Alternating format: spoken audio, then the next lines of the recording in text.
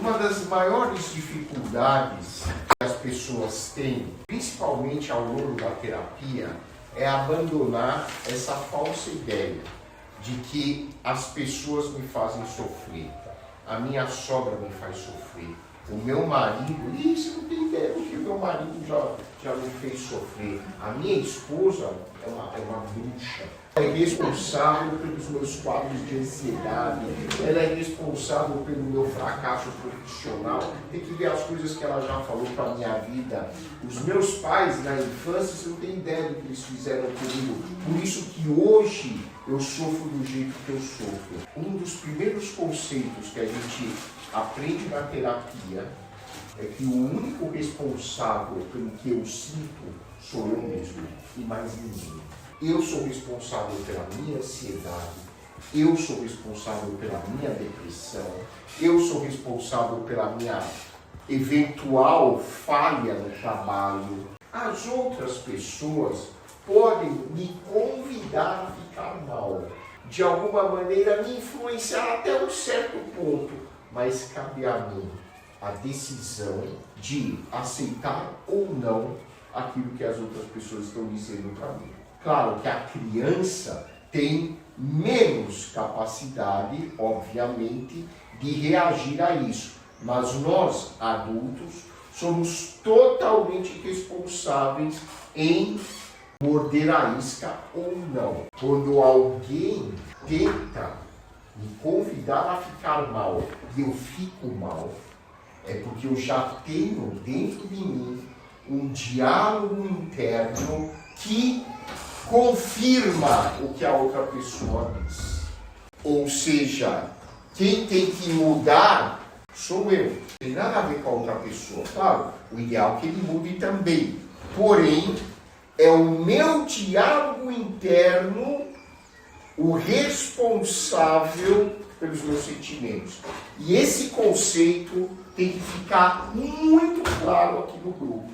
Quem é responsável pelos meus sentimentos sou eu mesmo, por meio do meu diálogo interno. Eu posso mudar o meu diálogo interno. Eu posso chegar para ela e falar, sua burra. E se ela tiver um diálogo interno do tipo, eu sei como eu sou muito competente, posso errar uma vez ou outra, como qualquer pessoa, é como se eu estivesse falando para ela que ela é marciana. Não vai fazer diferença nenhuma.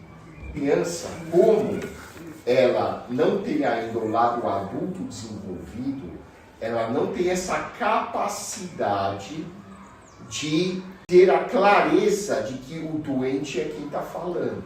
A criança, pelo contrário, para ela se adaptar ao ambiente familiar, como a criança sabe que o adulto é que fornece a ela os meios para ela sobreviver, se você falar para uma criança que ela é burra, ela não só vai acreditar, como ela vai se comportar como burra para se adaptar ao que você está falando. Então, se uma professora chega para um aluno e fala, seu burro, você é autoridade sobre ele vai acabar se comportando como burro, agindo como burro e acreditando que ele é burro. Bom, primeira coisa, comunicação não violenta, lembre-se. Vamos usar esse exemplo. Você fica irritada toda vez que eu deixo a louça acumular. Como é que você vai iniciar a conversa? O início da conversa já tem muita influência no resultado final. Não é possível. De novo, você me irrita quando você deixa as coisas assim. Você deve ser meio burro, né? Porque eu já expliquei 30 vezes que não é para deixar a louça aqui em cima.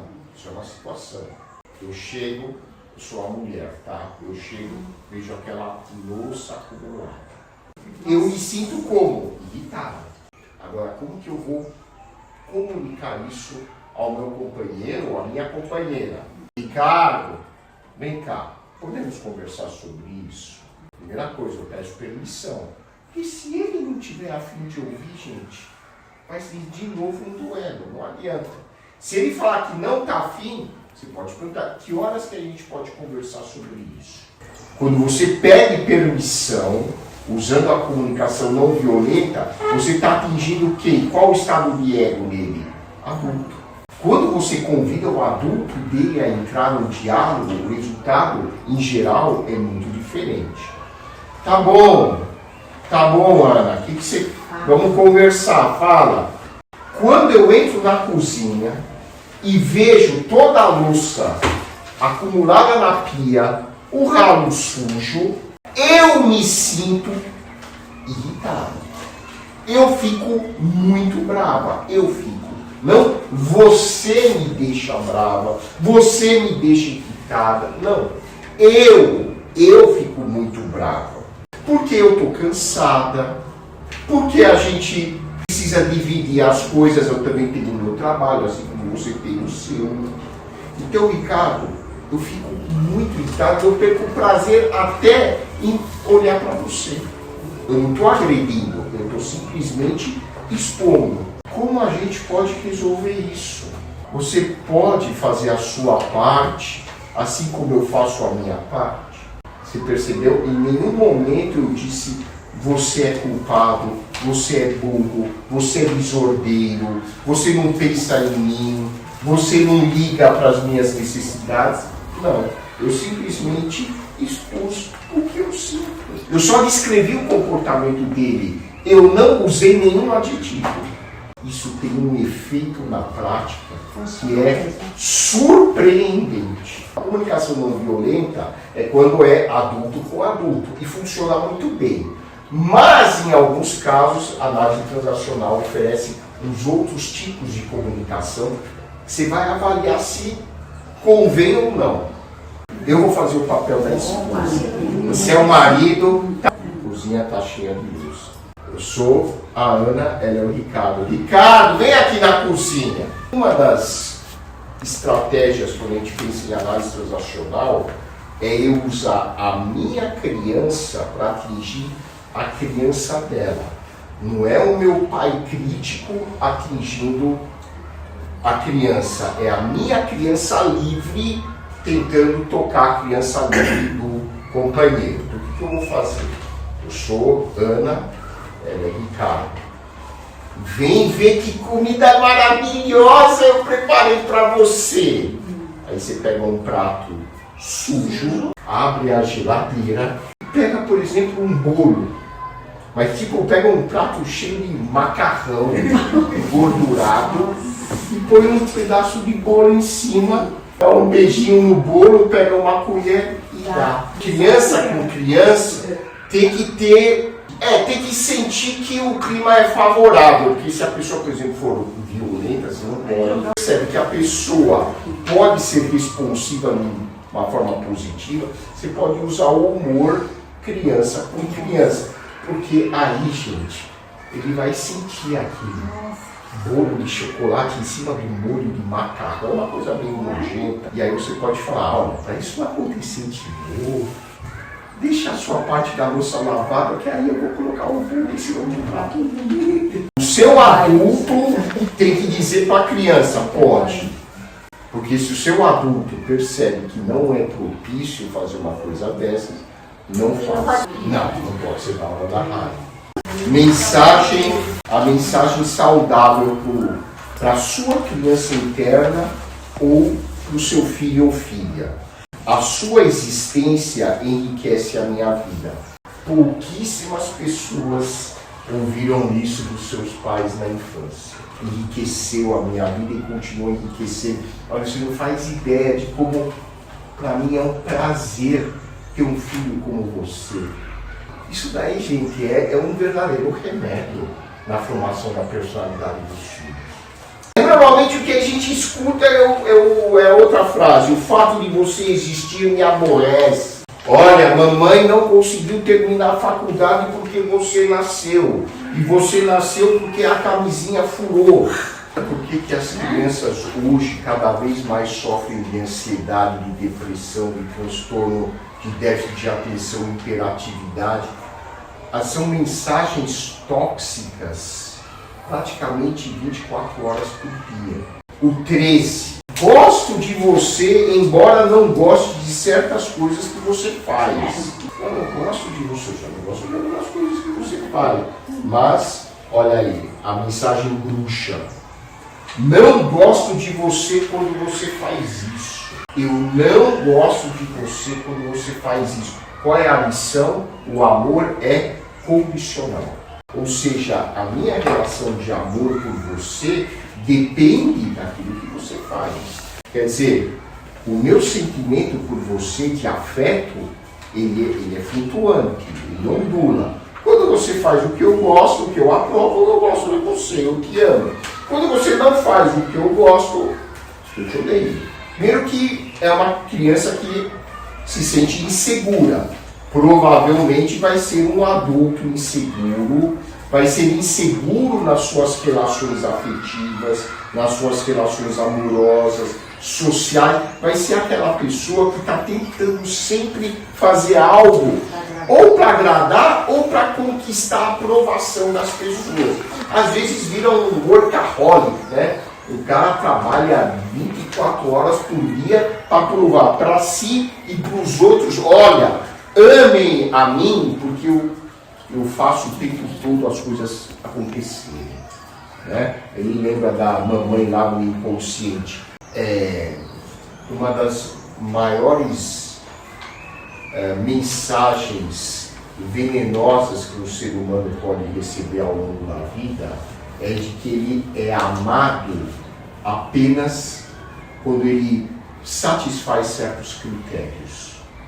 E uma das mensagens mais curadoras e saudáveis é quando eu sei que eu sou amado independentemente daquilo que eu faço. Quando eu sei que eu sou amado, eu passo a fazer as coisas de uma forma positiva, como um espelho daquilo que eu sou, porque eu não faço aquilo para conquistar os outros, para agradar os outros, eu faço aquilo porque eu acho que tem que fazer mesmo, porque eu sou feliz por dentro.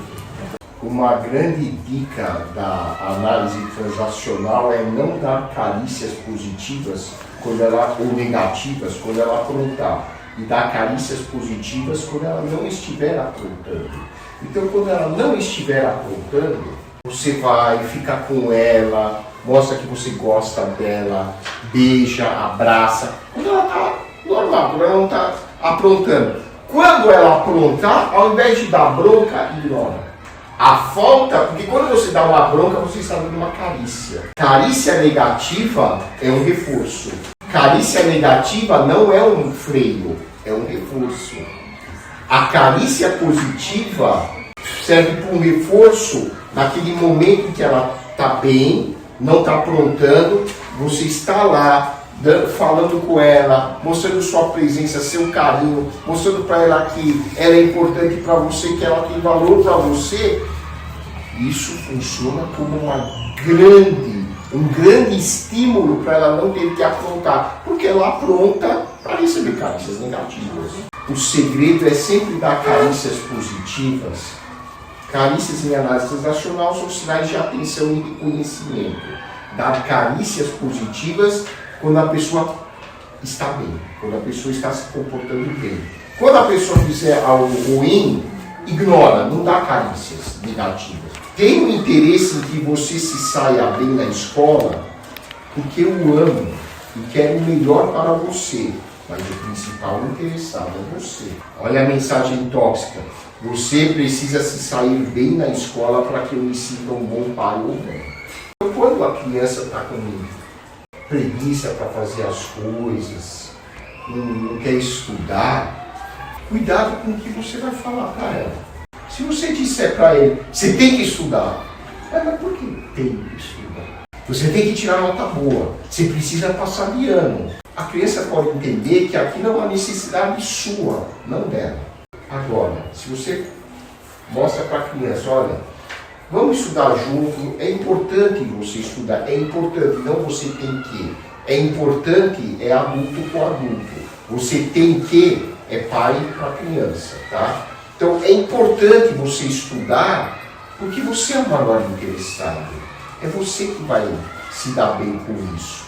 E como eu gosto muito de você, eu quero ver você bem. Agora, você tem que estudar para passar de ano. Você está fazendo a família passar vergonha. Olha a nota que você tirou. Que coisa feia. Que absurdo. Filho meu não pode tirar essas notas na escola, você está mostrando para... Você está dando carícias negativas, e se você não der carícias positivas que sejam muito maiores que essas carícias negativas, lembre-se, a única carícia que ela vai buscar é a sua bronca. Ela vai cada vez ser pior na escola para conseguir a sua atenção. Elogios podem ser úteis, quando eles são motivadores, focalizam o que a criança faz, transmitem apreciação e admiração, ou eles podem ser prejudiciais quando eles são manipuladores. Então, quando eles dizem assim, transmitem aquela expectativa: filho, tenho certeza que hoje você vai bem na prova. Você vai bem na prova, filho. Pode ter certeza que você vai bem na prova. Mas como é? Isso não é um estímulo, isso é uma manipulação. Não é? Você está manipulando, você está colocando uma expectativa nos ombros dele que ele não é capaz de carregar. Então, às vezes, até o elogio pode ser manipulador. É importante a gente verificar a intenção que está por trás da nossa maneira de elogiar até mesmo a nossa criança interna. Agora, para finalizar, a gente vai fazer um exercício. O exercício ideal seria você sentar na frente de uma cadeira vazia, onde aquela cadeira vai representar a sua criança interna. Você está olhando agora para a sua criança interna. Então agora você vai falar, vamos falar junto, cada um para a sua criança interna, só as mensagens saudáveis. Estou do seu lado. Vamos lá? Estou do seu lado. Para mim é mais importante ser amado. Você tem o direito de querer, de sentir e de pensar o que está querendo, sentindo ou pensando. Estou procurando entender o que você está sentindo. O que você está sentindo é normal. O problema é nosso. Você é importante. Suas opiniões, queixas, desejos são importantes. Você é digno de respeito. Você tem direito de ter suas próprias opiniões. Você tem direito de ter seus segredos. Você tem direito de dirigir sua própria vida naquilo que está a seu alcance e que não interfere com os demais. Você precisa obedecer a normas porque é melhor para todos. Você não é culpado pelo que eu sinto. A sua existência enriquece a minha vida. Gosto de você, embora não goste de certas coisas que você faz. Tenho interesse em que você se saia bem, porque eu amo e quero o melhor para você. Mas o principal interessado é você. Gente, isso daí é um diálogo interno saudável, positivo, construtivo. Vocês que são pais ou que são professores, vocês podem até um dia usar isso como um exercício para as crianças. Elas vão amar. Elas podem até fazer tipo teatrinho, um fazer o papel de pai e mãe, o outro fazer o papel de criança e fazer esses diálogos. Só para curiosidade de vocês, esse professor Dr. Zenon Lotufo Júnior, hoje ele tem mais de 80 anos, ele é o autor dessas frases e eu trabalhei com ele lá no Hospital das Clínicas, é um colega muito amigo meu, e de tanto eu falar para ele, de tanto eu elogiar isso para ele, ele transformou isso num livro. Então Tem um livro na internet sobre essa comunicação entre pais e filhos. É muito bom mesmo. Os nossos sentimentos têm muito a ver com aquilo que a gente fala para a nossa criança interna. A maneira como a gente trata a nossa criança interna, a maneira como a gente olha para a nossa criança interna. Muita gente nem sequer sabe que tem uma criança interna. Imagina que tipo de qualidade de saúde mental essa pessoa vai ter. Então, de hoje em diante, tenha um diálogo construtivo, positivo, acolhedor com a sua criança interna. De vez em quando, pega essa folha e fala para a sua criança: olha, eu te amo pelo que você é. Faz esse exercício, põe a sua criança na sua frente, em imaginação. Eu tenho prazer em você, a sua existência enriquece a minha vida. É surpreendente como isso melhora não só a nossa saúde emocional, mas até mesmo o nosso comportamento. Editar um diálogo interno que muitas vezes é altamente negativo. Algumas pessoas, eu me lembro aqui no grupo, tinha um rapaz que dizia que o pai dizia para ele: quem nasceu para ser chinelo nunca vai virar sapato. Ele trouxe isso no grupo como uma das principais frases que o pai dele dizia para ele. E ele realmente se comportava na vida como um chinelo. Por quê? Porque era o diálogo interno que ele fazia. Eu sou um chinelo, meu pai tem razão, eu nunca vou virar um sapato. Olha o efeito maligno que uma frase dessas tem na cabeça da criança, e depois isso fica no diálogo interno, entre pai interno e criança interna, o resto da vida. Você se reproduz esse comportamento na sua vida adulta, nas suas relações sociais, afetivas, profissionais. Então, é na terapia que a gente tem a oportunidade de entrar em contato com esse diálogo interno e reedita o diálogo interno. Você tem esse poder hoje, você pode fazer isso.